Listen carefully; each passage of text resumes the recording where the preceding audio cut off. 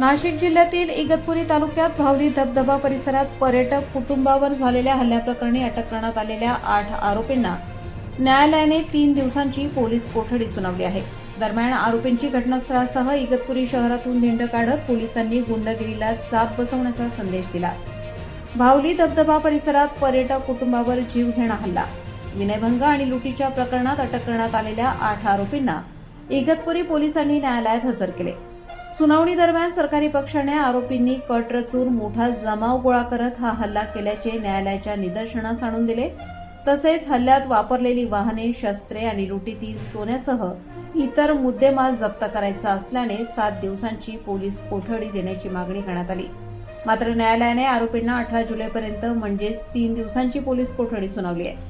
या घटनेच्या पार्श्वभूमीवर नाशिकचे पोलीस अधीक्षक डॉक्टर DS स्वामी यांनी पर्यटकांवर हल्ला करणाऱ्यांविरोधात कठोर कारवाईचा इशारा दिला आहे. त्यानुसार इगतपुरीचे पोलीस निरीक्षक घनश्याम बळप यांनी आरोपींना भावली येथील घटनास्थळी नेऊन धिंड काढली. त्यानंतर इगतपुरी शहरातूनही आरोपींची धिंड काढत नाशिक जिल्हा कायद्याचा बालेकिल्ला अशा घोषणा देण्यात आल्या. या कारवाईचे नागरिक आणि पर्यटकांनी स्वागत करत पोलिसांचे कौतुक केले. 12 जुलै रोजी नाशिकमधील एक कुटुंब भावली धबधबा पाहण्यासाठी गेले असताना काही तरुणांनी महिलेचा विनयभंग केल्याचा आणि तिच्या पतीवर हल्ला करून सोन्याची साखळी व मोबाईल हिसकावल्याचा आरोप आहे.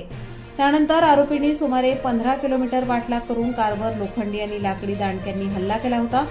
या प्रकरणी इगतपुरी पोलीस ठाण्यात गुन्हा दाखल करण्यात आला असून मुख्य आरोपी कैलास भागडे, आकाश भोईर आणि तुषार कडू हे अद्याप फरार असून त्यांचा शोध सुरू आहे.